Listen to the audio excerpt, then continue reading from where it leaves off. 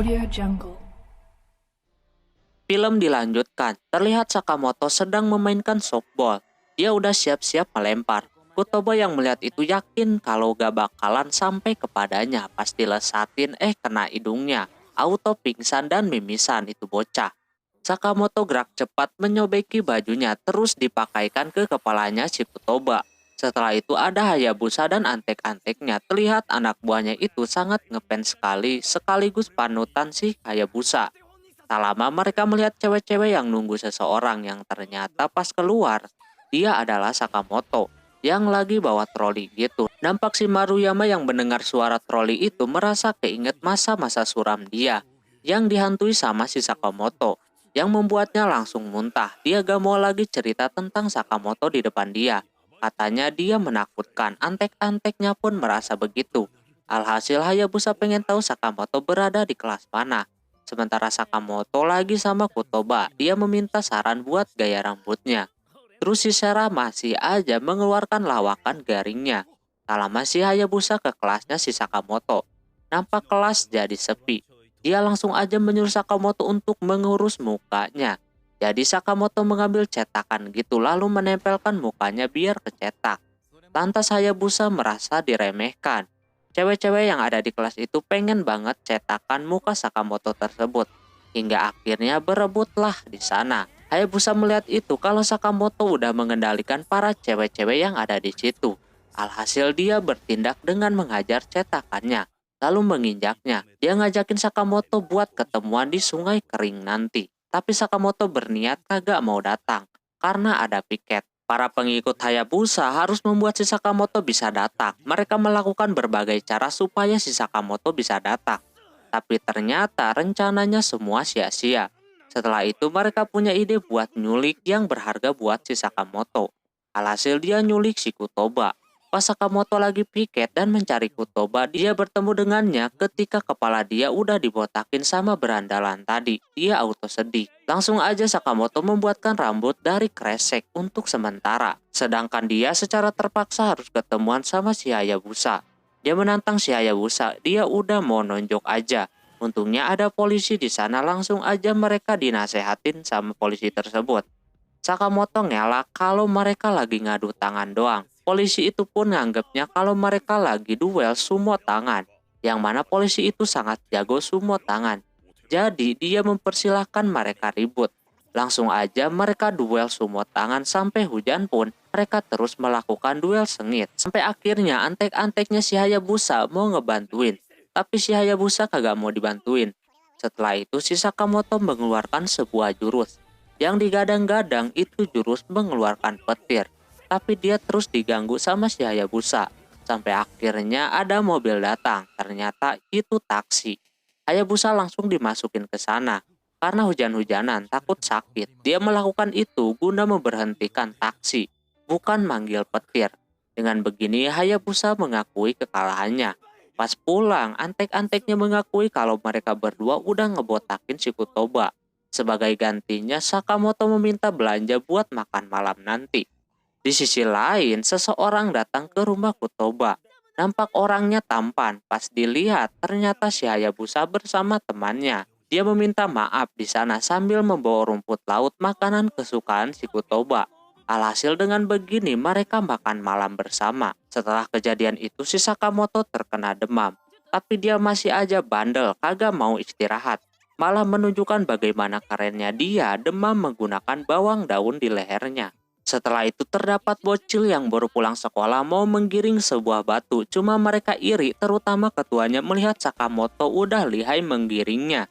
Sampai mereka kagak mau kalah, tapi batunya malah ke sungai. Beda dengan Sakamoto, ketika jatuh dia masih bisa mengambilnya dan menempel udah layaknya ninja. Keesokannya para bocil itu kini sedang jalan menyusuri garis putih itu. Dan di situ lagi-lagi ada si Sakamoto. Mereka melihat Sakamoto sangat lihai juga. Alhasil ketuanya itu mengajak untuk mengikutinya. Para bocil itu pun dibawa ke beberapa tempat. Sampai ada orang tua pun karena gak mau keluar garis jadi melewatinya dengan cara begitu. Gak ada akhlak memang. Lalu mereka meneruskan lagi perjalanannya. Sampai akhirnya sore hari dan dibarengi garisnya terputus. Hingga pada diem. Cuma di situ ketuanya mengira pasti bakalan loncat ke nama yang ada di sana. Cuma dia pasti kagak bisa melakukannya. Alhasil si Sakamoto memberikan sebuah tisu toilet. Tapi dia kagak mau, jadi tisunya itu jatuh dan menyambung garis yang putus tadi. Jadi mereka melanjutkan perjalanannya sampai malam hari. Sampailah di mana mereka di supermarket. Di situ ada emaknya mereka. Dia cepat-cepat pulang. Tapi sebelum itu dia meminta tanda tangan dulu ke si Sakamoto. Setelah itu ada murid bernama Fujita. Dia punya hobi aneh, yaitu memotret si Sakamoto secara diam-diam. Dia orangnya pemalu, walaupun dia suka sama si Sakamoto, dia lebih baik memendamnya. Pas dia mencetak fotonya, di situ terjadi hal janggal, yaitu di dalam fotonya terdapat makhluk astral yang selalu mengikuti si Sakamoto. Setelah kejadian itu, Fujita semakin memikirkan hal itu. Dia serba salah mau menyampaikan ke si Sakamoto juga. Takutnya hobi dia ketahuan sama si Sakamoto. Pas jam pelajaran, Fujita pengen ngasih tahu, tapi dia masih takut. Terus troli pel lantai itu tiba-tiba bergerak ke arah Sakamoto, tapi dia sigap.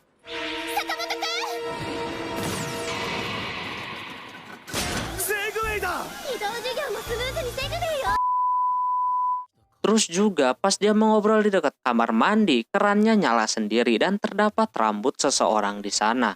Akhirnya si Sakamoto membawanya ke si Kutoba, lalu memakaikannya, tapi rambut itu gerak-gerak sendiri anjir.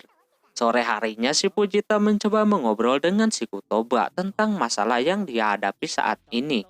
Dia menceritakan semua ke si Kutoba. Di situ Kutoba menyimpulkan kalau bahwasannya Fujita sama hantu itu kagak ada bedanya. Fujita belum mengerti maksudnya apa ngomong kayak gitu.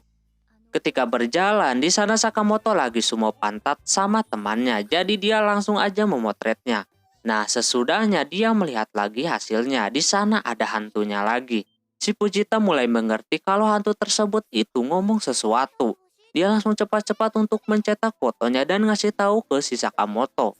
Pas ketemu langsung aja dia ngasih tahu kalau hantu itu menyukai si Sakamoto. Lantas Fujita bingung kenapa dia berkata seperti itu. Tapi Sakamoto abaikan, dia lanjutkan mau fotokopi. Pas dia mau fotokopi juga, si Sakamoto memfotokopi mukanya sendiri. Yang menyampaikan rasa terima kasih dengan begini, kertas tersebut pada terbang.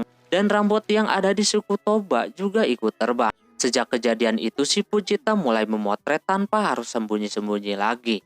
Setelah itu pas istirahat, Sakamoto mesen Napolitan. Menu makanan itu udah lama kagak laku, mungkin ibu kantin bakalan menghapusnya. Padahal sama aja macam pasta. Alhasil si Sakamoto mencari cara supaya laku lagi. Dia melakukan sesuatu pasti dengan memperlihatkan layaknya Napolitan yang lagi disajikan sama ibu kantin sampai mereka kagak ngeh kalau Sakamoto melakukan itu. Setelah Sakamoto melakukan itu, Napolitan kembali ramai pembeli lagi. Singkat cerita, Maeda dan kawan-kawan yang mau minjem DVD dewasa cuma sulit untuk masuk ke sana. Kebetulan Sakamoto juga ada di sana, mau minjem DVD juga. Mereka bertiga langsung mau mencari cara supaya Sakamoto mau menolong mereka. Maeda mengambil DVD yang mau Sakamoto tonton, dan dia meminta Sakamoto untuk masuk ke area film dewasa di sana. Alhasil karena gak ada pilihan lain, dia ikutin. Sakamoto mengikuti instruksi si berandalan itu. Dia cuma berputar-putar di sana nunggu waktu yang tepat buat masuk biar kagak ketahuan. Yang makin lama menciptakan sebuah angin hingga dia bisa masuk ke sana tanpa ketahuan. Tak lama setelah menunggu lumayan lama, akhirnya dia kembali dengan membawa banyak DVD dewasa di sana. Langsung aja dia menuju kasir karena ada teman-temannya, jadi dia harus hati-hati mengikuti arahan si berandalan. Awalnya lancar-lancar aja, cuma pas terakhirnya ada emaknya si Kutoba. Jadi dia memilih jalan yang salah, alhasil ketahuanlah sama si Aina. Langsung aja si Sakamoto menggunakan jurus robot biar mengalihkan pandangannya. Setelah bisa lolos, akhirnya dia mulai dekat dengan kasir. Sakamoto menggambar jam di lengannya dan terlihat yang jaganya masih pemula. Tapi pas giliran Sakamoto, yang jaganya malah manajernya. Dia udah curiga sama gerak-geriknya si Sakamoto. Di situ terjadi debat hebat kalau si Sakamoto itu masih SMA. Secara terpaksa si Sakamoto harus bergaya layaknya orang dewasa umur 27. Lantas dia belum percaya Sakamoto mau pinjam kasetnya cuma 1 hari doang. Dengan kaset sebanyak itu, lalu Sakamoto memperlihatkan gambar jamnya yang menurutnya itu jam Rolex yang mahal banget. Alhasil dengan begitu dia percaya. Setelah itu mereka bertukar DVD-nya. Maeda ngajakin buat ngerayain dan juga sekalian nonton. Cuma dianya kagak mau. Di situ entah kenapa si Maeda berubah pikiran untuk menonton film dewasa sebanyak itu. Jadi dia kembaliin dan fokus belajar. Singkat cerita, festival olahraga mingguan akan segera dilaksanakan. Nampak kelasnya Sakamoto cuma bisa mengandalkan si Sakamoto, tapi tidak dengan Sera, karena ajang ini adalah untuk pembuktian supaya terlihat populer di kalangan para cewek. Jadi mereka harusnya kagak menyerahkan semuanya ke si Sakamoto. Mereka juga harus bersatu untuk supaya Sakamoto tidak mendapatkan kepopuleran yang lebih luas lagi. Setelah pertandingannya dimulai, permainan yang pertama adalah lomba makan roti. Nampak temannya sendiri udah berniat buruk sama si Sakamoto. Tapi ketika dimulai, Sakamoto masih bisa melepaskan rotinya dengan menggunakan jurus udah layaknya buaya mencabik-cabik mangsanya. Sesudah dapat, dia melihat yang lain masih kesulitan. Jadi dia yang pertama dapat langsung membagi ke 4 orang tersebut. Nampak Sakamoto makin terkenal aja, di kalangan emak-emak pun ada. Terus ke permainan yang kedua yaitu akrobatik. Sera udah merencanakan hal-hal buruk dan sempat mau roboh, tapi lagi-lagi Sakamoto bisa melewatinya dengan gayanya yang santuy. Lagi-lagi mereka gagal, para murid lain udah pada mau menyerah, tapi masih ada satu pertandingan lagi, yaitu lomba estafet. Sera yang akan mengambil bagian akhir. Di situ ceweknya temannya si Aina, dan yang pertama adalah si Sakamoto sendiri. Pas pertandingannya dimulai, si Sakamoto udah dapat perlakuan buruk. Tali sepatunya diikat nyatu sama si Sera. Jadi dia kagak bisa berlari, tapi tenang. Dia bisa mencari cara lain. Dia melakukan udah layaknya hewan singa atau harimau yang membuat larinya kencang banget. Pas dioper ke cewek itu, sticknya jatuh. Gara-gara air liurnya si Sakamoto. Alhasil dia dibully dah sama penonton yang budiman. Sampai dia nangis-nangis gitu. Sera udah kagak punya kesempatan buat menang lagi. Tapi ketika dia melihat si cewek itu nangis dan perkataan si Sakamoto, dia berlari dengan senang dan tidak terbebani. Namun hasilnya tetap mereka kalah. Si Sera malah buka pakaian kagak jelas ketika lari, bikin malu kelasnya aja. Terus dianya lagi makan di bawah pohon dan di atasnya ada si Sakamoto. Yang seperti biasa dia lagi main-main sama burungnya. Tak lama dia pun pergi, lalu datang si cewek yang cuma lewat aja. Terus gak ada angin, gak ada hujan. Dia membuat si Sera pengen terbang karena dikatain kece. Singkat cerita, festival budaya bakalan dilaksanakan. Anak berandalan mau ikutan berpartisipasi juga membuka stand gulali. Hayabusa nampak jago sekali membuatnya. Terus Maeda bertanya apa boleh si Sakamoto ke situ. Katanya boleh, tapi ada seseorang datang bernama Fukase. Dia baru saja masuk sekolah lagi setelah diskor. Dia pengen tahu si Sakamoto, cuma sama Hayabusa kagak dikasih tahu. Jadi dia juga yang dihukum. Setelah itu nampak kelasnya Sakamoto pada males-malesan menghadapi festival dan kelasnya masih amburadul kayak gitu. Sampai ada murid yang kagak pede sama kelasnya sendiri. Tapi Sakamoto merubah bentuk gak jelas itu menjadi Yeti. Ketika ditutupi sama tirai, mereka awalnya mau buat Yeti yang banyak, tapi udah pada ditiupin semua balonnya. Sakamoto punya ide, dia pun membentuk menjadi layaknya lingkaran gitu. Jadi keren. Terus giliran si Fujita yang buat sebuah kayak tatakan lampu gitu. Cuma di situ dia ditertawakan. Alhasil si Sakamoto mengubahnya jadi layaknya UFO. Dua murid itu memutuskan buat pergi, kerjanya cuma komen doang, bantuinnya kagak. Jadi mereka berdua merasa kalau kagak ada yang salah sama mereka berdua. Tak lama Fukase datang untuk memperdaya kedua orang itu. Keesokannya Fujita akhirnya bergadang gara-gara dua murid kagak balik lagi. Cuma pas masuk balon-balonnya pada pecah.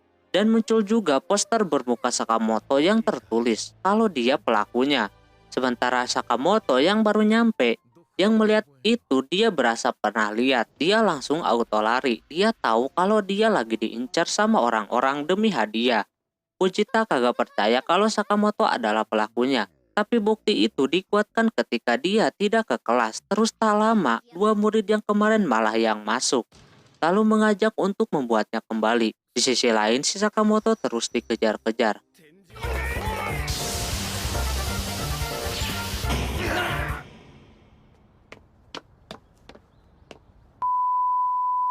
Sampai akhirnya dia masuk ke sebuah drama gitu. Di situ juga sama banyak yang mencarinya. Terus Pukase melihat kalau Sakamoto lagi di panggung sana. Dia langsung beritahu yang lain, alhasil dramanya jadi terganggu dah. Dan Sakamoto udah dikepung kayak gitu. Tapi untungnya si Hayabusa dan pengikutnya menyerang orang-orang itu. Hayabusa menyuruh Sakamoto ke tempat persembunyiannya.